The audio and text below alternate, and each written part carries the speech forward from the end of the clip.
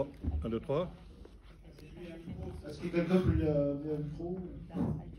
Oui, c'est bon. Bon, excusez-moi. Je me présente dans quelques mots. François Corbert, je suis responsable d'une petite association qui s'occupe des prisons en France. Il y a beaucoup de travail en France aussi. C'est un autre sujet. Nos prisons ne sont pas terribles. Et il y a 2 ans, on s'est beaucoup intéressé, on s'est impliqué dans la défense de Julian Assange en se disant qu'est-ce qu'on peut faire?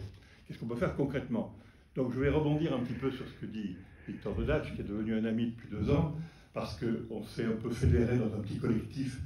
Il y a lui, il y a des gens qui militent à Metz, en essayant de dire on est chacun dans notre coin, on fait le constat qu'on vient tous de faire ce soir. Je suis ravi d'ailleurs de ce film qui est extraordinaire, qui m'apprend encore des choses, et je souhaiterais dans les semaines qui viennent qu'il soit diffusé en prime time avec un débat après, parce que je réalise depuis 2 ans, je suis un militant de toujours, sur le terrain, il y a des choses classiques, il y a les tracts, il y a les réseaux sociaux, il y a des 1000 façons de militer, mais l'année dernière, très concrètement, on s'est dit qu'est-ce qu'on peut faire. Et j'ai eu l'occasion de dîner avec John Chipton qui m'a dit il y a une chose qu'il faut faire, ça aurait beaucoup de poids, et donc ça prolonge l'information qui est faite. C'est très important de savoir ce qu'on défend, pourquoi. Donc le tour d'horizon qui vient d'être fait est très intéressant parce que les gens ne connaissent pas en France Assange.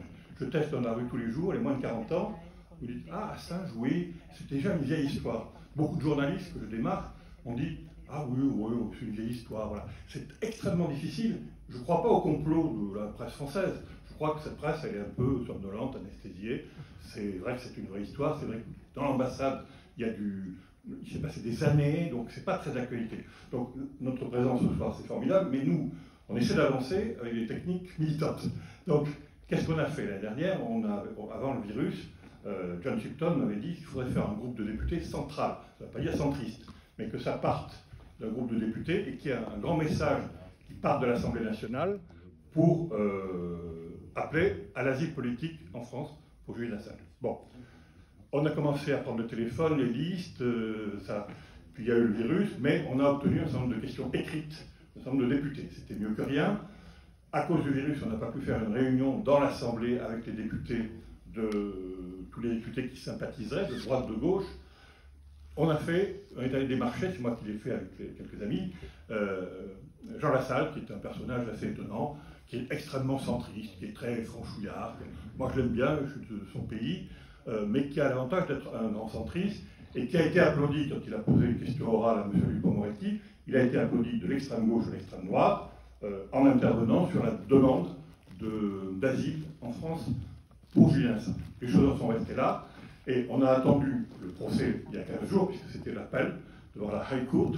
On ne voulait pas parasiter le processus judiciaire pour lancer un autre message.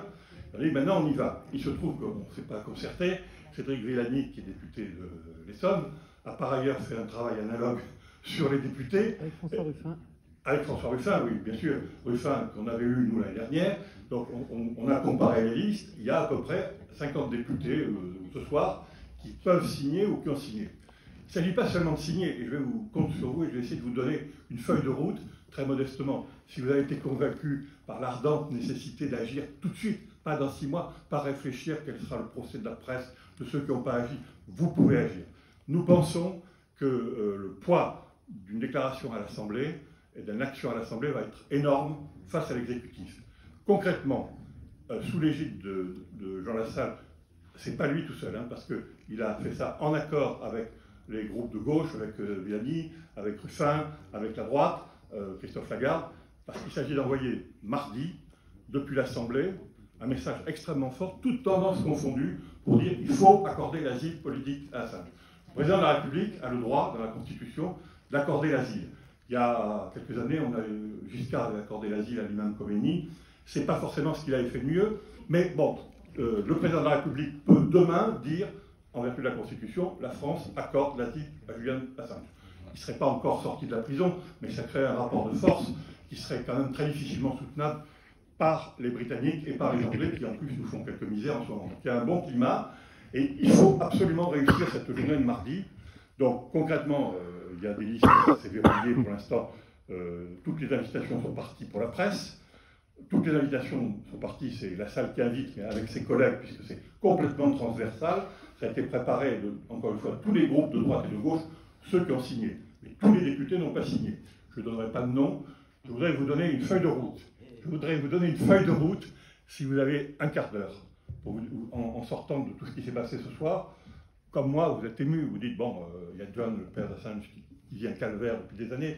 Il y a Assange actuellement dans sa prison qui est en train de crever. C'est pas dans 6 mois, on fera l'histoire plus tard. Qu'est-ce que vous pouvez faire concrètement? Manifester, oui, on y pense, distribuer des tracts, on n'a pas les moyens de faire massivement des affichages. Bon, il y a une chose concrète sur cette opération de député. Vous prenez votre téléphone demain ou lundi matin, vous regardez sur le site de l'Assemblée, on est 50, hein. Si vous le faites, si vous appelez des amis, c'est vraiment rien du tout.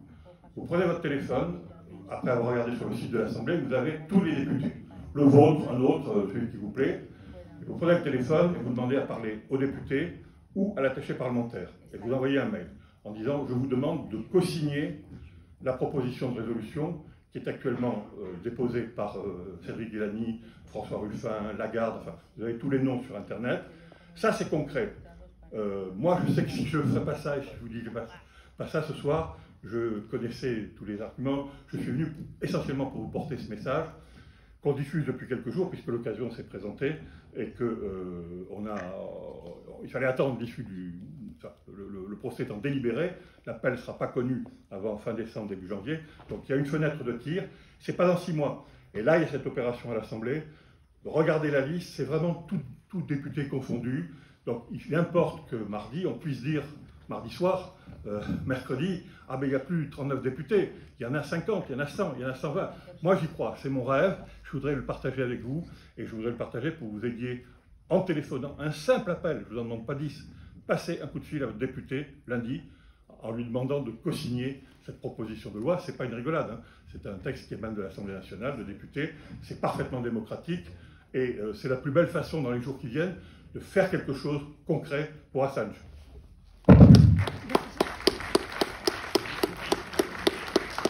Merci. Il y a une autre intervention.